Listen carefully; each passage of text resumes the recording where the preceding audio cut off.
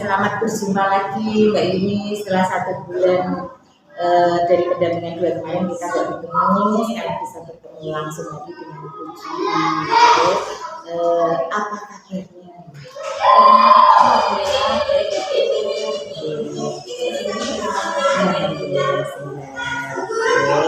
Pokoknya selalu harus bisa menjaga kesehatan dan semangat ya Mbak ya. Kegiatan kita di Guru Penggerak ini bisa berjalan lancar, jangan dianggap beban. Baik Mbak Yuni, kedatangan Puji di pendampingan 3 kali ini ada beberapa hal yang akan Puji sampaikan. Yang pertama adalah tentang tema pendampingan. Tema pendampingan kita ini implementasi pembelajaran yang berpihak pada murid. Untuk selanjutnya fokus pendampingan ini ada 3 Mbak. Yang pertama refleksi hasil survei feedback 360 derajat dan penilaian sendiri panjenengan tentang kompetensi guru penggerak. Kemudian yang kedua nanti kita akan berdiskusi rencana penerapan pembelajaran sosial emosional. Kemudian kita nanti juga berdiskusi hasil lokakarya 2 keterlaksanaan dari tahapan kerja. Oke, gitu ya. Baik, untuk selanjutnya Bu Jui akan memastikan apakah Mbak Yuni sudah menginput semua instrumen lembar umpan balik lampiran 5 ke LMS sesuai dengan responden yang telah ditetapkan. Oke, respondennya bisa diulang lagi Mbak, siapa saja? Untuk responden kemarin itu ada Mbak Yuni sendiri, pembinanya, kemudian ada kepala sekolah, untuk teman sejawat itu ada 5 responden, terus untuk siswa juga ada 5 responden. Oke, berarti sudah diinput. Untuk selanjutnya, apa saja proses yang sudah Mbak Yuni lakukan selama 1 bulan terakhir? Tolong dijelaskan. Untuk proses 1 bulan terakhir ini, saya sudah melalui modul 1.4, kemudian modul 2.1 dan modul 2.2. Untuk modul 1.4 yaitu tentang budaya positif itu, untuk 2.1-nya itu tentang pembelajaran diferensiasi, untuk modul 2.2 itu tentang KSE, untuk modul 1.4 kemarin saya sudah melakukan diseminasi itu, dimana saat diseminasi itu saya bersama kepala sekolah dan teman sejawat. Pada saat diseminasi, teman-teman dan ibu kepala sekolah itu sangat antusias sekali dalam mengikuti diseminasi saya. Dengan adanya diseminasi ini, kita bisa mengetahui tentang budaya positif, yaitu tentang adanya segitiga restitusi, kemudian 5 posisi kontrol, dan juga ada keyakinan keras. Saya juga telah mengajak anak-anak saya untuk keyakinan kelas kita dan melakukan keyakinan kelas. Kita bersama-sama untuk keyakinan apa saja yang dapat kita ambil dengan bersama anak. Kita membuat kesepakatan kelas, kemudian kita jadikan keyakinan kelas. Selain itu tadi juga ada posisi kontrol. Kemarin saya juga dalam diseminasi saya menunjukkan kegiatan anak, mana saat anak itu melakukan melakukan kesalahan, saya bersama anak tersebut saya tidak, ini salah ini tidak, tapi saya membantu untuk menyelesaikan masalah anak tersebut, sehingga anak itu bisa tahu, kalau saya seperti ini cara menyelesaikannya itu bagaimana. Kemarin itu ada 2 masalah pada saat diseminasi yang saya lakukan diseminasi itu. Yang pertama itu ada anak yang suka menyontek ibu, dimana anak itu menyontek temannya. Saya tanya, kenapa kamu menyonteknya sampai bisa seperti itu? Katanya dia itu nggak belajar, saat ulangan nggak belajar. saya setelah disampaikan ke rekan sejawat, tanggapannya seperti apa tentang segitiga SDGs? Untuk teman sejawat sangat antusias sekali. Teman-teman itu bisa mengetahui oh itu caranya untuk menyelesaikan masalah itu dengan segitiga restitusi seperti itu. Kemudian untuk modul 2.1 dan 2.2. Untuk modul 2.1 yaitu pembelajaran diferensiasi. Berikutnya karena di situ kan kita membuat modul aja yaitu dalam modul aja itu dalam pembelajaran diferensiasi itu ada beberapa tindakan untuk diferensiasi itu dengan kita mengetahui minat profil muridnya dulu, kemudian kita minat belajarnya itu seperti apa. Nah, dalam modul pembelajaran di situ kita tentang berdiferensiasi itu ada diferensiasi konten, proses dan produk. Sudah jelas Ya. Terus yang 2.2 sampai mana itu? Kan belum selesai. Iya, belum selesai itu karena kemarin kita baru sampai itu call. Sudah tugas yang presentasi kelompok. Sudah juga presentasi Setelah itu demonstrasi kontekstual belum? belum. Oh, Mulai dari cukup berarti. Oke, terima kasih Mbak. Untuk selanjutnya rencana tindak lanjut dari pendampingan sebelumnya. Kemarin di pendampingan individu 2 kan kita punya prakarsa perubahan yang harus Mbak ini lakukan. Nah, monggo diceritakan. Untuk prakarsa perubahan di sekolah sini ya Bu ya, itu ada visinya, visi untuk guru penggerak ya, visi guru penggerak saya di sini mewujudkan peserta didik yang unggul dalam prestasi kreatif yang beriman dan bertakwa. Untuk prakarsa perubahannya di sini saya mengambil ini mewujudkan peserta didik yang kreatif dan menyenangkan dengan pelajaran dinding. Kreatif dan menyenangkan dengan ajaran Oke. Bisa diceritakan mengapa mengambil itu Mbak, kreatif itu Mbak? Ya, saya mengambil prakarsa perubahan kreatif dan menyenangkan di pelajaran dinding. Ini harapan saya ke depannya dengan adanya majalah dinding, karena apa Bu, di sekolah saya kan tentang majalah dinding di tiap kelas itu masih sangat sangat minim Bu. Sudah ada tapi sangat minim sekali. Nah, di sini saya ingin lebih meningkatkan lagi untuk membangun lagi supaya diaktifkan kembali majalah dinding yang ada di sekolah saya. Karena apa, dengan majalah dinding ini anak-anak itu bisa menampilkan hasil karya. Ya, kreativitas anak itu akan dimunculkan. Misalkan di kelas, misalkan di sini saya di kelas 1 gitu. Hasil karya anak itu bisa dilihat oleh teman-teman atau bisa dilihat oleh kelas yang lain, sehingga memotivasi kelas-kelas yang lain untuk berkreasi. Keren. Nah, sekarang hal yang Mbak Yuni anggap sebagai capaian, jadi sudah tercapai selama 1 bulan terakhir, tapi ini dari LMS ya, apa? Menurut diceritakan. Ini hal-hal yang sebagai capaian saya selama 1 bulan terakhir, yaitu dalam hal pencapaian ini, dalam pelaksanaannya ini calon guru penggerak ini aktif mengikuti arahan dari instruktur, baik dari fasilitator dan pengajar praktik, dan untuk memahaminya terlebih dahulu sebelum melaksanakan penerapan peserta didik. Jadi kami sebagai calon guru penggerak mengikuti arahan yang sudah disampaikan dan melakukan penerapan ke peserta didik dengan penuh semangat dan keyakinan dalam diri saya itu.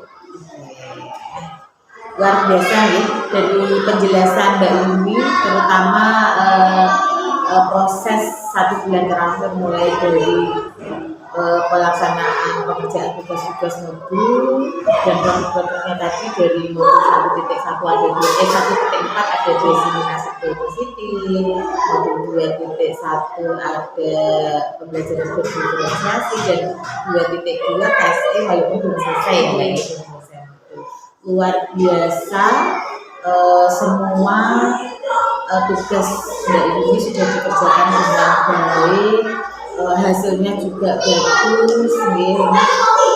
Diberi apresiasi, yang jelas jangan sampai patah semangat Bunda, karena Uji tahu betul jangan ini tugasnya banyak, tidak hanya guru pembeda, jangan sampai guru kelas sudah mungkin diberikan tugas oleh si kepala sekolah untuk jadi operator dan sebagainya. Nah harapannya nanti justru tugas dari beberapa tugas ini nanti bisa saling mendukung gitu. Bahkan harapan Bu Juli ilmu-ilmu yang didapat dari pendidikan guru penggerak nanti bermanfaat untuk terutama murid juga rekan-rekan teman-teman. Oke. Terima kasih Mbak Yuni. Baik Mbak Yuni, sekarang kita masuk ke bagian inti pendampingan kita hari ini. Yang pertama kita nanti akan merefleksikan hasil survei rumah kali 360 derajat dan asesmen mandiri tentang kompetensi guru pembeda. Oke, berdasarkan hasil feedback 360 derajat dan asesmen mandiri tentang kompetensi guru pembeda, apa yang kurang baik atau perlu ditingkatkan menurut responden terhadap kompetensi Mbak Yuni selaku guru pembeda. Nah, feedback hasil penilaian kompetensi ini merupakan langkah tindak lanjut dari penilaian kompetensi yang mendukung program pengembangan calon guru pembeda. Coba jenengan jelaskan feedback ini menurut masing-masing responden dengan guru pembeda. Terima kasih. Ini untuk saya sendiri yaitu perbaikan saya mungkin ini karena saya mengajar di kelas 1 ya. Nah, yang perlu saya perbaiki yaitu cara membiskan anak saat pembelajaran di kelas itu. Karena di sini saya mungkin butuh sekali strategi apa saja atau media yang bisa mengondisikan anak didik saya saat belajar itu tidak kadang rame sendiri seperti itu Ibu. Ya, itu mungkin hal yang perlu saya tingkatkan lagi Ibu. Untuk kepala sekolah,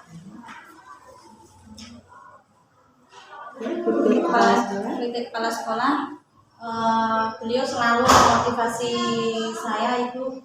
Kemarin saat observasi beliau juga ini melihat bagaimana kondisi anak saat pembelajaran, di mana anak itu sulit sekali dikondisikan, sehingga beliau ini memberikan solusi kepada saya caranya bagaimana mengondisikan kelas supaya anak itu bisa mengikuti pembelajaran dengan baik. Beliau memberikan masukan yaitu dengan cara strategi pembelajaran yang bagaimana dan media apa saja yang baik untuk digunakan pada kelas 1 sehingga dalam pembelajaran itu anak bisa mengikuti pembelajaran secara optimal itu. Kalau untuk rekan sejawat itu kita ini dengan kolaborasi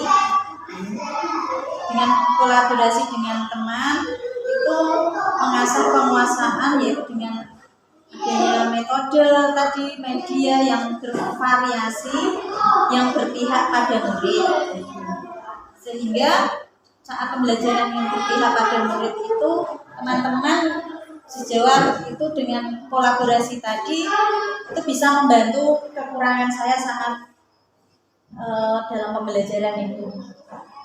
Selain dengan kolaborasi itu, kita bisa mengikuti beberapa pelatihan dan seminar sehingga kemampuan untuk merefleksi dan memperbaiki pembelajaran berikutnya itu bisa mencapai hasil yang lebih baik lagi. Responden murid? Untuk responden murid memberikan motivasi pembelajaran yang dengan pembelajaran yang menyenangkan dan memberikan motivasi anak sehingga meningkatkan belajar anak itu secara optimal dan bisa meningkatkan prestasi bagi anak-anak itu. Oke, baik. Berarti menurut 3 responden dan dari Mbak Yuni sendiri ini sudah menjelaskan tadi beberapa uji catat nih. Kalau dari Mbak Yuni sendiri ini tadi jujur kurang dalam pengelolaan kelas, kemampuan pengelolaan kelas. Jadi nanti bisa cari-cari ya Mbak ya, kita cari biar hal-hal bagaimana mungkin solusinya. Kemudian untuk kepala sekolah memotivasi, apalagi kepala sekolah melihat saat observasi, melihat kondisi anak, sehingga memberi keterangan penuh dan memberi masukan strategi yang paling cocok gitu ya, agar bisa mengkondisikan anak. Kalau rekan sejawat tadi Mbak Yuni menyebutkan kolaborasi, sharing tentang kegiatan pembelajaran yang bervariasi serta mengikuti pengembangan diri berupa pelatihan-pelatihan murid. Ya pastilah ini membuat pembelajaran semakin menyenangkan ya, sehingga tertarik untuk belajar dan hasil kegiatan pembelajaran semakin optimal. Baik, Mbak Yuni, untuk selanjutnya rencana Mbak Yuni ke depan untuk semakin mengasah kompetensi guru penggerak yang sudah Mbak Yuni miliki. Apa Mbak rencananya? Rencana saya bisa dengan berkolaborasi dengan teman tadi. Saya sebagai guru penggerak, saya bisa berkolaborasi dengan teman-teman yang lain sehingga teman yang lain itu bisa tergerak juga untuk mengikuti kegiatan guru penggerak ini, karena kemarin kita sudah melakukan diseminasi sehingga teman-teman kita itu merasa ingin lebih tahu kegiatan apa saja yang ada di dalam guru penggerak. Mungkin itu sudah itu. Kemudian untuk yang lain teman-temannya mungkin yang ada dengan penggunaan strategi pembelajaran. Untuk penggunaan strategi pembelajaran karena kita kemarin di modul 2.1 kita sudah belajar tentang diferensiasi. Ternyata saat pembelajaran kita itu sudah melaksanakan diferensiasi Bu, dan kita juga di modul 2.2 tentang KSE ternyata sudah juga, tapi kita belum ikut guru penggerak itu belum paham pembelajaran yang berdiferensiasi yang terintegrasi dengan KSE itu belum tahu. Oh ternyata itu saya sudah pernah melakukan setiap hari, tapi kita belum tahu oh ini kegiatannya seperti ini. Karena sekarang sudah tahu, sudah paham ya harus konsisten. Tindakan itu kan memang bagus ya kalau kita selalu menggunakan diferensiasi ataupun KSE. Untuk peningkatan pengembangan diri Mbak, apakah yang harus dilakukan? Mengikuti pelatihan-pelatihan. Untuk pengembangan diri, saya mengikuti pelatihan-pelatihan itu dengan adanya webinar online seperti itu yang berhubungan dengan pembelajaran. Manfaatkan PMM PMM itu buka di laboratorium itu segala kelengkapan tentang kegiatan pembelajaran itu. Jangan lupa untuk melakukan refleksi Mbak Yuni, kalau setiap kegiatan melakukan refleksi untuk kebaikan Mbak Yuni selanjutnya. Baik, untuk mengasah kompetensi Mbak Yuni ini tentu saja banyak orang yang akan dilibatkan, karena nggak mungkin Mbak Yuni itu melaksanakan semuanya sendiri di kegiatan pembelajaran sekolah. Siapa saja Mbak kalau dijelaskan? Yang terlibat ini yaitu pertama ada dalam proses ini, kalau proses ini kita belajar dengan Pak Fasilitator dan itu sendiri sebagai pengajar praktik dan sebagai narasumber dan pembimbing kami dalam masa belajar, serta di dalam kerja saya itu ada kepala sekolah, rekan sejawat dan murid. Jadi dalam penerapan itu kita perlu saling keterkaitan supaya kegiatan kita ini bisa berjalan dengan baik dan seimbang itu. Cuman dia kegiatannya kalau yang mungkin di Pemula ada instruktur Pak Fasil di sini gitu ya, tapi khusus untuk yang di kegiatan pembelajaran sekolah tentu saja sekolah orang tua juga bisa karena beliau yang selalu mendukung dari rumah selalu mendukung. Selain orang tua juga keluarga suami dan anak-anak. Masya Allah. Nah, itu ya. Jadi semua ada keterlibatannya. Begitu Mbak ini. Setelah ini berarti masuk ke jenjang pendidikan belajar sosial. Baik, terima kasih Mbak Yuni. Baik Mbak Yuni, sekarang kita masuk ke rencana penerapan pembelajaran sosial emosional. Oke. Apakah Mbak Yuni sudah mempelajari modul 2.2? Oke, apa yang dipelajari dalam modul 2.2? Pembelajaran sosial emosional di sini terdapat kompetensi sosial emosional. Dalam kompetensi sosial emosional itu ada 5. Yang pertama yaitu kesadaran diri, yang kedua ada kesadaran sosial, ada manajemen diri, kemudian ada keterampilan relasi, kemudian yang terakhir pengambilan keputusan yang bertanggung. Nah, apakah Mbak Yuni sudah merencanakan pembelajaran sosial emosional yang akan diterapkan di dalam kelas ini? Sudah. Oke, boleh dijelaskan. Jadi yang pertama tentang kesadaran diri. Oke.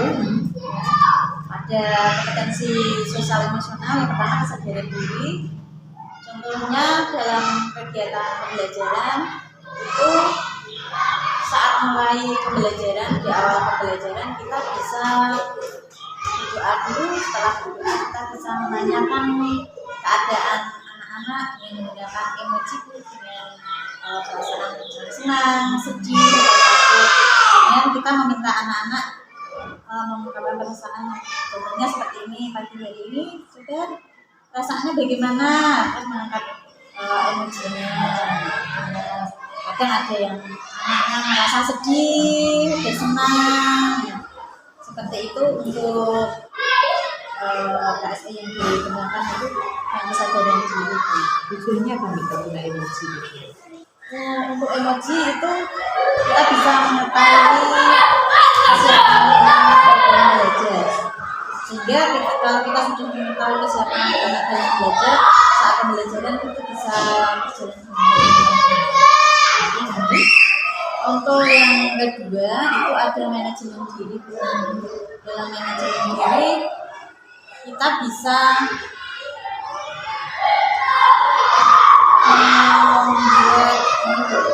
memanajemenkan diri dengan mengajari anak-anak bagaimana kita menanyakan tingkat kesulitannya anak-anak dalam belajar. Contohnya saat kita dalam pembelajaran, contohnya saat mengambil pembelajaran di sini saya menanyakan kesulitan apa saja nanti saat kita dalam belajar. Saat belajar saya menggunakan Pancasila gitu. Saya menanyakan anak-anak saat belajar ini menggunakan kartu Pancasila dalam penggunaan kata Pancasila sehingga menjadi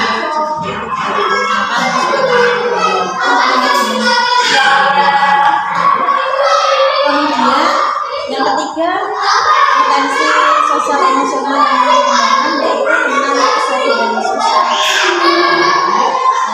Contohnya kesadaran sosial itu saat kita dalam pembelajaran itu kita memilih dalam setiap kita itu dalam teman kita tidak membedakan teman. Kesadaran sosial ini kita tidak membedakan teman. Misalkan kok saya tidak mau berteman dengan itu karena dia belum bisa ini, belum bisa itu. Nah, itu contoh dari kesadaran sosial. Yang selanjutnya contoh dari kesadaran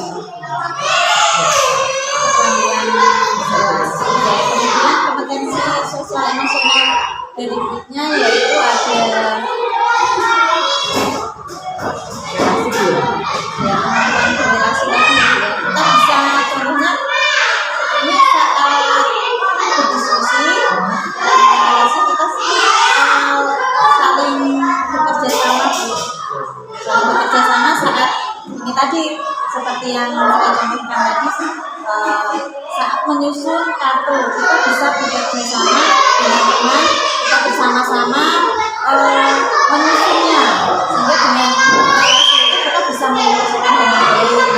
Kamu cari kata ini dulu, ya anak-anak bisa mencari, sehingga teman dengan teman yang lain bisa mencarinya sendiri-sendiri, kemudian kita gabungkan bersama.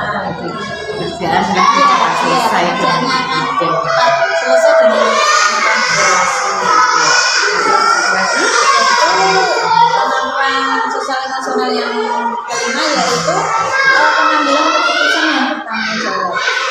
Contoh dari pengambilan keputusan yang bertanggung jawab itu saat kita berdiskusi juga, Bu. Contohnya saat berdiskusi kita setiap kelompok akan mengambil keputusan. Dalam hasil diskusinya kita baru bisa mempertanggungjawabkan semua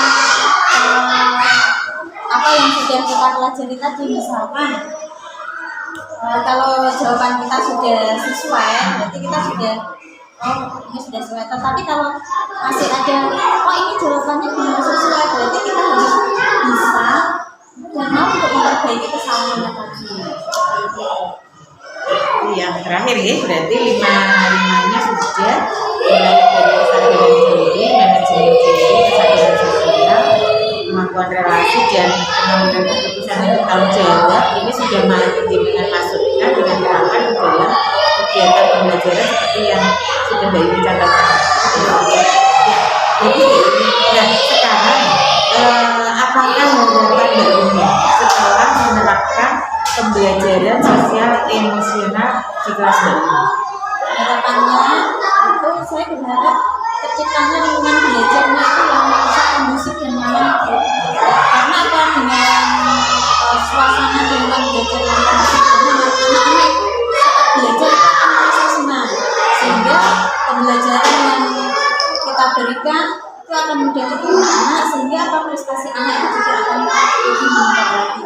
Oke, jadi memang kompetensi sosial emosional ini kalau dimasukkan di kegiatan pembelajaran ya intinya biar belajar anak nanti kembali jadi kondusif itu nggak akan kalau sudah kuat biasa merasa menyenangkan, kegiatan pembelajaran itu berjalan lancar, prestasi belajarnya juga meningkat gitu ya. Dari penjelasan dari Mbak ini sudah cukup untuk penerapan rencana pembelajaran. Selanjutnya kita masuk ke keterlaksanaan tahapan kerja. Apakah Mbak Yuni sudah menerapkan metode kerja untuk merencanakan perubahan pada diri Mbak Yuni? Sudah. Bagaimana Mbak, boleh diceritakan kerjanya? Kerja saya di sini, visi saya dulu ya Bu ya. Visi saya yaitu mewujudkan peserta didik yang unggul dalam prestasi, kreatif, yang beriman dan ramah. Nah, di sini prakarsa perubahan diri yang saya ambil yaitu mewujudkan peserta didik yang kreatif dan menyenangkan dengan pribadi. Nah, di sini untuk kerja saya yang pertama yaitu buat pertanyaan atau define, dan di sini pertanyaan yang saya sampaikan adalah apa yang harus saya lakukan untuk meningkatkan dan mengembangkan pembelajaran yang menyenangkan dengan mading. Tindakan atau penyelidikan yang perlu dilakukan untuk itu yaitu mengajak rekan sejawat untuk bertukar pikiran untuk keterkaitan pentingnya meningkatkan kepedulian terhadap mading, yaitu dengan membaca literatur mengenai kegiatan tersebut. Untuk yang kedua yaitu ambil pelajaran atau discover. Untuk pertanyaannya, siapakah di sekolah yang mempunyai pengalaman atau yang pernah menjalankan pembelajaran yang dapat meningkatkan kreativitas anak? Aktivitas apa saja yang menurut anak-anak membuat mereka merasa lebih peduli terhadap mading? Dan situasi apa yang dapat kita lihat dalam pembelajaran yang meningkatkan rasa kepedulian terhadap mading? Kemudian keterampilan apa saja yang sudah saya memiliki dan membantu saya untuk mewujudkan pembelajaran yang meningkatkan rasa kepedulian terhadap mading? tadi. Nah, di sini daftar tindakannya yaitu mencari contoh nyata bagaimana pembelajaran yang dapat meningkatkan kepedulian terhadap Nadine, yaitu bisa dengan cara wawancara, korespondensi secara mandiri dan kolaborasi, atau kita bisa melihat dari video YouTube. Untuk selanjutnya yaitu gali mimpi atau dream. Pertanyaannya, kebaikan yaitu yang saya bayangkan terjadi jika pembelajaran yang dapat meningkatkan kepedulian terhadap Nadine pada murid telah berjalan. Untuk daftar tindakannya yaitu dengan membuat daftar keterampilan baru yang akan saya peroleh dari literatur tadi, membuat gambaran sikap dan responden anak atas sesuatu yang mereka buat melalui wawancara tentang Nadine. Kemudian jabarkan rencana. Untuk pertanyaannya, apakah langkah paling awal yang bisa dilakukan? Apa langkah lanjutan yang bisa dilakukan untuk menguatkan pembuatan Nadine? Yaitu dengan tindakannya yang membuat pelajaran untuk berdialog bersama murid tentang sikap atau pola pikir yang menunjukkan kepedulian terhadap Nadine. Kemudian mendorong murid untuk menghasilkan produk yang menggambarkan pemahaman yang mendalam mereka atas materi yang dibahas melalui kegiatan pameran hasil karya dari Nadine tadi. Kemudian atur eksekusi. Untuk pertanyaannya, siapa yang bisa mengarahkan dan memantau saya dalam menerapkan dan mengembangkan pembelajaran yang dapat meningkatkan rasa kepedulian terhadap Nadine? Untuk tindakannya di sini mengajak rekan guru yang lain dan kepala sekolah untuk mengobservasi kelas saya setiap akhir minggu seperti itu. Itu kerja saya. Oke, bagus. Jadi tahapan bagiannya untuk kreativitas melalui mading itu menurut Bu sudah sesuai nih, mulai dari buat pertanyaan, ambil keputusan, gali mimpi, jabarkan rencana, bahkan atur eksekusi. Tadi Mbak Yuni melibatkan rekan sejawat ya, untuk membantu memantau melihat perkembangan di kelas, kemudian mungkin nanti bisa dievaluasi, diperbaiki ke depannya gitu ya, menurut hasil pantauan dari hasil. Oke, Mbak Yuni, untuk selanjutnya setelah Mbak Yuni melakukan tahapan kerja tadi, apakah memperoleh hasil sudah sesuai dengan visi guru penggerak yang Mbak Yuni ambil? Rasa perubahan yang saya wujudkan terhadap kerja itu tadi, kerja saya ini sudah sesuai dengan visi guru penggerak saya itu, karena tadi visi saya yaitu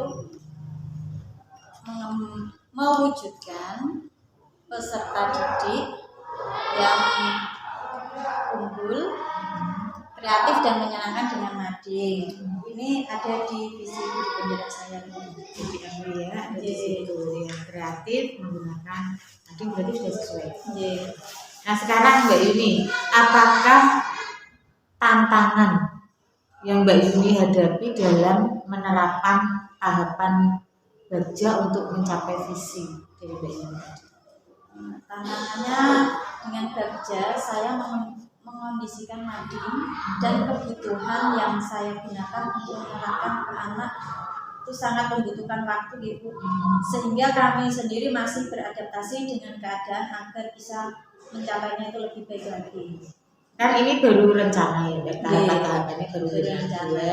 Nanti mungkin tantangan ini justru akan menjadi motivasi untuk kita, apalagi Mbak Yuni sudah tahu bahwa tantangannya itu mengkondisikan mading penerapan ke anak itu butuh waktu. Nah, kalau di sini Bu Juli mungkin bisa memberi masukan nanti kalau memang membutuhkan waktu, nanti waktunya itu dijadwalkan saja. Jadi kita dalam membuat mading itu jangan terlalu sering. Mungkin kita buat hasil karya anak itu diganti setiap bulan sekali, atau mungkin setiap tanggal 1 atau 2 bulan sekali, kita sesuaikan dengan momen yang ada. Misalnya bulan Agustus itu tentang bulan kemerdekaan, nanti buat tema itu, terus nanti rame-rame membuat hasil karyanya sesuai dengan kreativitas anak, mau poster, mau apa gitu. Nanti bulan lain, sebulan kan sudah lumayan lama, nah, nanti kita bulan depan temanya ganti lagi sesuai gitu. Nanti kalau sudah terbiasa seperti itu, nanti waktu yang menjadi tantangan Mbak ini akan bisa dikondisikan dengan itu ya. Baik, untuk selanjutnya apa yang perlu diperbaiki ke depan terkait dengan pelaksanaan tahapan kerja untuk perubahan diri Mbak Yuni sehingga mencapai visi yang sudah dirumuskan. Yaitu dengan konsisten dalam pengembangan diri, teliti dalam memahami materi yang akan diterapkan, cerdik dalam memberi motivasi pada murid sehingga apa yang kita cita-citakan tadi bisa berjalan dengan baik. Ya, konsisten kuncinya ya Mbak. Harus diingat sekali lagi bahwa untuk memperbaiki diri itu tujuan yang sangat bagus, karena perbaikan itu membuat segala sesuatu itu akan menjadi lebih itu ya Mbak. Terima kasih Mbak Yuni, berarti untuk keterlaksanaan tahapan kerja sudah Mbak Yuni laksanakan dengan baik. Mbak Yuni, kita sudah sampai di bagian akhir pendampingan. Nah, ini kita akan melakukan refleksi terhadap proses pendampingan kita hari ini. Apa hal yang paling menarik yang Mbak Yuni dapatkan setelah proses pendampingan kita hari ini dari pagi sampai siang? Hal yang paling menarik kegiatan hari ini yaitu ini tentang pembelajaran sosial emosional dan kompetensi sosial emosional dan selanjutnya ada pelaksanaan tahapan kerjanya. Kenapa dua hal itu kok menarik menurut Mbak Yuni? Karena kedua hal tersebut itu sangat menginspirasi saya. Yang sebelumnya itu belum pikiran, oh ini tadi seperti yang saya katakan tadi, ini ternyata sudah saya jalankan, tapi saya kok belum tahu. Setelah saya mengikuti guru penggerak ini, saya jadi lebih tahu dan paham, oh ini kalau pembelajaran sosial emosional itu sudah saya laksanakan. Kemudian untuk pelaksanaan tahap kerjanya, di sini saya membuatkan rasa perubahan sehingga bisa saling berhubungan dengan kerjanya. Tentunya tadi visi saya tadi, ya, mulai dari visi, rasa perubahan, kemudian ke tahap kerjanya. Berarti artinya hari ini Mbak Yuni ada tambahan pemahaman ya, tentang dua hal yang menarik itu. Pokoknya yang penting konsisten, dikembangkan terus kemampuannya Mbak. Kalau hal yang sudah baik Mbak, atau mungkin yang perlu diperbaiki dari pendampingan hari ini untuk kegiatan pendampingan berikutnya, ada Mbak Tidak? Dengan pendampingan ini itu sudah berjalan baik sehingga masalah yang kami hadapi tadi bisa tersampaikan yang langsung pada pengajar praktik sehingga kami ke depannya itu bisa lebih baik lagi. Itu sudah mendapat pencerahan ya dari pendampingan. Baik Mbak Yuni, alhamdulillah berarti dari jawaban Mbak Yuni terutama tentang survei tadi, kemudian pembelajaran KSE dan tahapan kerja ya, sudah Mbak Yuni laksanakan dengan baik. Terima kasih, terutama ini pembelajaran panjenengan, tugas-tugas yang jenengan unggah dengan kumpulkan di LMS ya. Ini juga Bu Juli sudah bisa, karena Bu Juli bisa mengakses dan sudah mendapat jawaban langsung dari Mbak Yuni, semua sudah dilaksanakan dengan tepat waktu ya. Mbak Yuni perlu tanggung jawab melaksanakannya dan tugas-tugasnya juga dikerjakan dengan sepenuh hati ya. Saya lihat juga tidak sembarangan, sudah sesuai dengan keinginan ibu-ibu yang ada di LMS. Sekali lagi luar biasa ya Mbak Yuni, semangat terus ya. Nah, untuk selanjutnya sebelum kita sudahi pendampingan kali ini, sebelum pelaksanaan pendampingan individu 4 Mbak, ada beberapa hal tugas yang harus dengan siapkan. boleh jenengan catat. Yang pertama itu menyusun RPP atau modul ajar dengan unsur 1 diferensiasi, 2 kompetensi sosial emosional, dan yang ketiga budaya positif. Jadi di dalamnya nanti harus ada, tidak harus tertulis tapi pelaksanaannya harus ada. Misalnya contoh budaya positif, misalnya di situ tidak bisa tertulis di dalam modul ajar, ya nanti kita mulai pembelajarannya dari awal. Itu kan kita misalnya baris dulu, salaman, periksa dulu, itu kan juga masuk budaya positif. Jadi tidak boleh ngajar langsung macal aja, itu kan tidak. Itu yang penting 3 itu ada. Kemudian RPP-nya nanti tolong dikirim dulu ke Puji berbentuk file biar Puji beri umpan balik, tak koreksi dulu ya Mbak. Nanti semoga sudah bagus. Tapi kalau ada masukan dari Puji, nanti revisiannya tolong diperbaiki, kembalikan lagi hingga saat pelaksanaan PI 4 itu modul ajarnya sudah modul ajar yang terbaik. Itu ya.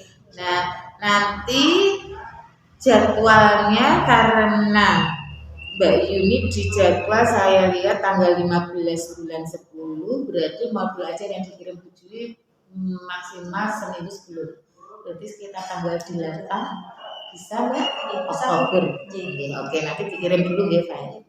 Baik, nanti juga diingat bahwa pembelajarannya dilaksanakan minimal itu 2 jam pembelajaran. 1 JP-nya kalau kelas 1 berapa menit? 35 bisa mah? Enggak 30. 35 berarti minimal 70 menit. Lebih boleh, kurang tidak boleh ya. Oke, begitu. Nanti kalau ada hal-hal yang masih perlu dipertanyakan seperti biasa Mbak Yuni boleh langsung tanya ke Bu Juli lewat WA atau mungkin komunikasi dengan Pak Fasil juga. Itu Mbak Yuni, alhamdulillah berarti hari ini kita sudah selesai. Terima kasih Mbak Yuni sudah melaksanakan tugas dengan baik. Semoga bisa terjaga semangatnya untuk terus melaksanakan kegiatan guru penggerak ini sampai selesai, berhasil dengan baik, mencapai predikat guru penggerak, bermanfaat untuk semuanya. Mbak Yuni bisa menjadi agen transformasi pendidikan untuk mewujudkan profil pelajar Pancasila seperti yang diharapkan oleh pemerintah. Itu yang ya. Sekali lagi terima kasih. Tujuh tutup. Wabillahi taufiq wal hidayah. Wassalamualaikum warahmatullahi wabarakatuh. Waalaikumsalam warahmatullahi wabarakatuh. Semangat sekali ya.